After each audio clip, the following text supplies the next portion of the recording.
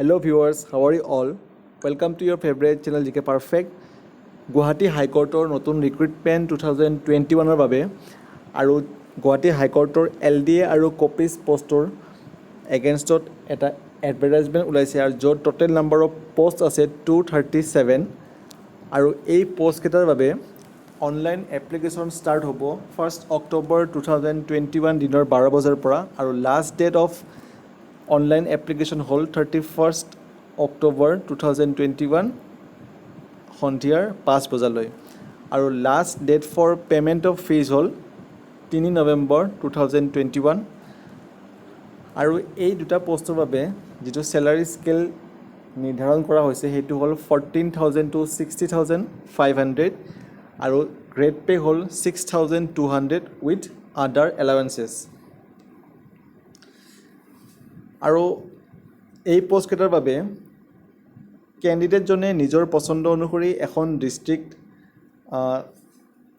বাছি ল'ব পাৰিব আৰু য'ত তেওঁলোকে এপ্লিকেশ্যন ফৰ্মখন জমা দিয়াৰ বাবে পাৰ্মিশ্যন তেওঁলোকক দিয়া হ'ব এখন ডিষ্ট্ৰিক্ট এজন কেণ্ডিডেটে বাছি ল'ব পাৰিব আৰু কেণ্ডিডেটজনে সেই বিশেষ ডিষ্ট্ৰিক্টখনৰ বাবে দুইটা পোষ্টত এপ্লাই কৰিব পাৰিব আৰু সিলেকশ্যন প্ৰচেছ বা নিৰ্বাচন প্ৰক্ৰিয়া সম্পূৰ্ণ হোৱাৰ পিছত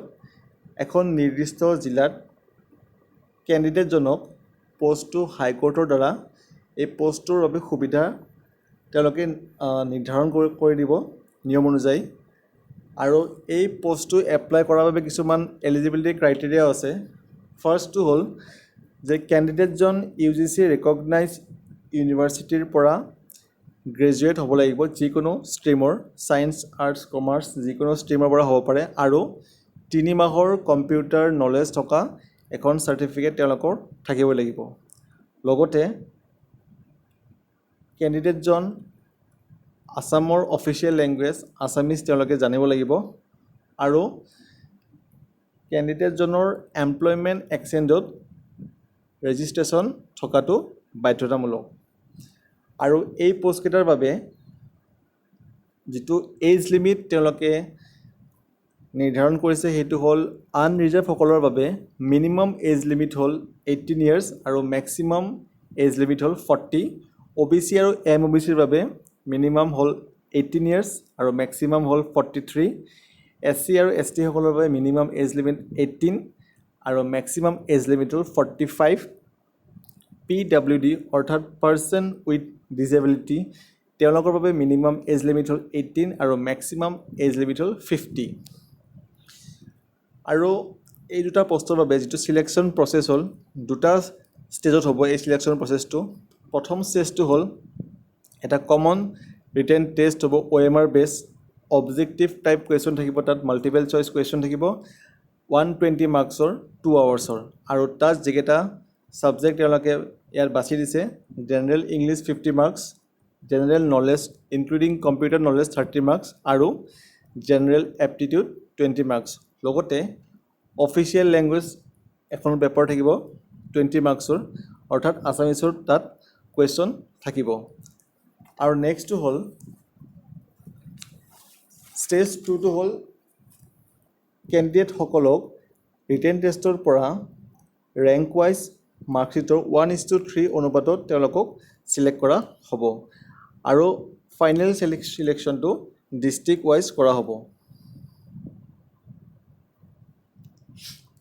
আৰু এইখিনি এটা নোট আছে in case of candidates obtaining the same grand total marks the candidate who obtain more marks in the written test will be given preference where marks obtained by such candidates in the written test are also same, then the candidate who is senior in age will be given preference. যদি কোনোবা ক্যান্ডিডেটে সমান number পায় তেতিয়া সিনিয়ৰিটি বেচিছত যিজনৰ বয়স অকমান বেছি হ'ব তেওঁ ফাৰ্ষ্ট প্ৰিফাৰেন্স দিয়া হ'ব আৰু the High Court reserves the right to fix cut-off marks if any for the written test there shall be no negative marking আৰু এতিয়া আমি আহো application fees person with disability তেওঁলোকৰ বাবে এপ্লিকেশ্যন ফিজ তেওঁলোকৰ প্ৰয়োজন নাই আৰু SC ST সকলৰ বাবে এই দুটা পোষ্টৰ এপ্লাই কৰিবৰ বাবে এপ্লিকেশ্যন ফিজ হ'ল 150 আৰু বাকীসকলৰ বাবে হ'ল 300 আৰু ইয়াতে এখন লিষ্ট দিয়া হৈছে ডিষ্ট্ৰিক্ট ৱাইজ ইয়াত ডিষ্ট্ৰিক্টৰ নাম দিয়া আছে লগত নাম্বাৰ অফ পোষ্ট ভেকেণ্ট আৰু category wise breakup of total vacancies ইয়াত তোমালোকে চাব পাৰা প্ৰত্যেকখন ডিষ্ট্ৰিক্ট লগতে নাম্বাৰ অফ পোষ্ট আৰু category wise breakup total vacancies ইয়াত দিয়া আছে